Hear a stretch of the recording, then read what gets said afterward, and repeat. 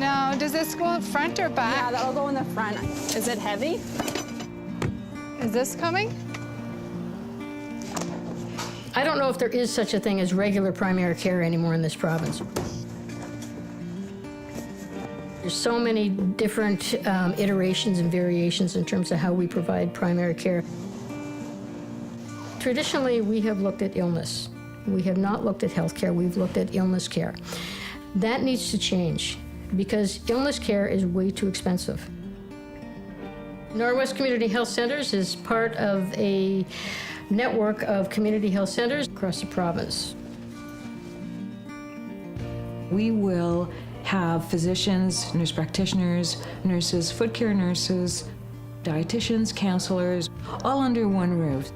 We serve priority populations, a lot of seniors, families, a lot of individuals that have difficulty accessing primary care. We're really the only one that goes out in the region on a regular rotation. We have two mobile health services. One is primary care. The other one specializes in diabetes services. And some communities are served twice a month. When we're thinking about the needs of our population, access to care is a huge need. We have the geography the size of France, yet only 234,000 people that live in that geography. How do you actually deliver care to a seniors population that's aging, that's the distribution is older than the rest of Ontario, and you just don't have the critical mass in the publicly funded model or in the privately funded channels? How do you deliver service from end to end across the continuum to this population? A lot of people in this province don't realize how big the North is. We serve actually the district of Thunder Bay. My staff will travel for 3 hours in a vehicle to get from site to site. Our seniors have a special challenge, especially seniors in some of the small communities. And part of the problem is the lack of resources in these communities. And it, quite frankly, doesn't make sense to put a lot of resources in these communities because we're looking at, in some situations, a population of 500 people, which is why we use the mobile units. Perfect. All right. Just turn the heat up, it's freezing.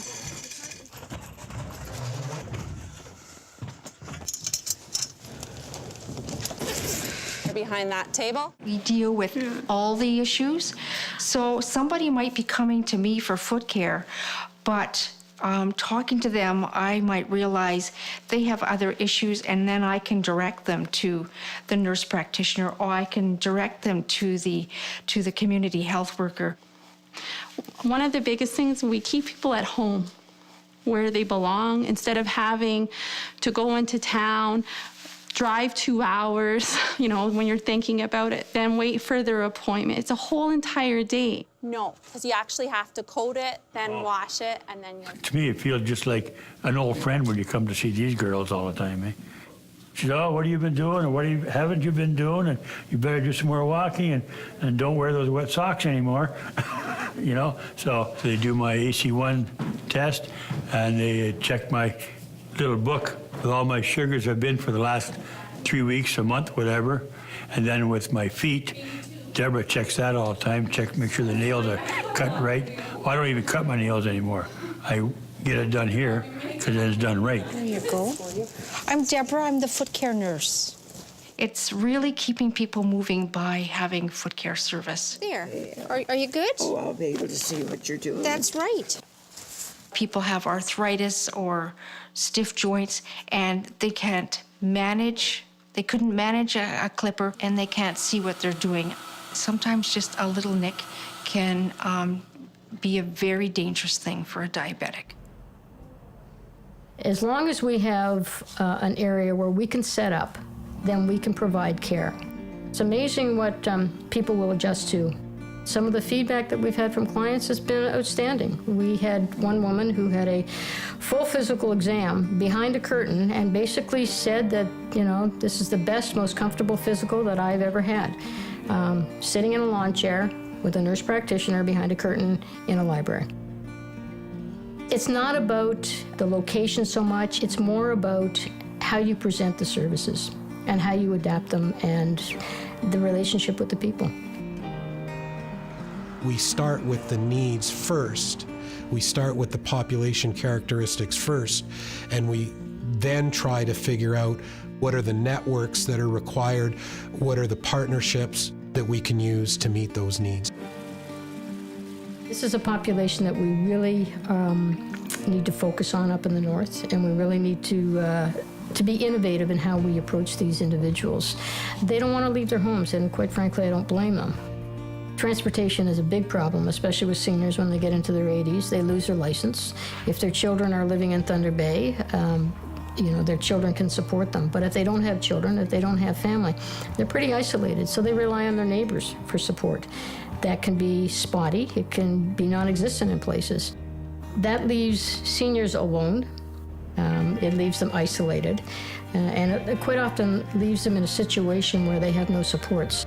We don't have hardly any or at all assisted living or supportive housing outside of the city of Thunder Bay. If you combine an aging population without the critical mass for the full spectrum of seniors care, it's resulting in a lot of care being delivered in hospitals where there may be better settings. Thank you. Yeah. In terms of being cost effective, we provide service via our mobile units to 10 remote communities. So if you thought about putting 10 buildings up in those communities, and even if the staff weren't there full time, that's a significant amount of money. We can take a van and provide service for roughly $500,000 to all those communities. That's with full complement of staff, all the equipment. We're providing primary care and health promotion for that. So it's extremely cost effective. When you're trying to make an investment decision or an allocation decision, how do you control for all those variables, especially when many of them have to do with income levels, education levels, housing availability, and so on and so forth? Sometimes we have to make those decisions with maybe not having all the data that we would like. Data can be tricky. Data in and of itself and alone without the other context, I think can be misleading. I think it doesn't tell the true picture, and you miss the human piece. And once you do that, I don't believe you're going to be providing the services you need to particular individuals and communities. So if I have a community of 500 people, and we're seeing X number of visits per year or per day, those numbers are really going to look a whole lot different than a downtown community in Toronto. And how do you compare that? It's not comparing apples to apples. We walk that fine line between evidence-based decision-making and entrepreneurial, innovative thinking. We have to use professional judgment. We have to weigh out what are the risks of moving forward without maybe not having all the perfect evidence and data that we want. This model of care has been around for over 30 years. I think it's now being recognized as a viable model of care for the whole population. Our philosophy is the right person at the right place in the right time. Well, it's interesting, all of a sudden population health is on the radar, and it has a name now. We're looking at people, we're not looking at specific illnesses. If we can keep people healthier, if we can look at interdisciplinary models, if we can look at health promotion, if we can look at ways of keeping people in their home, it will cost less to the healthcare system because we'll keep them out of the expensive institutions.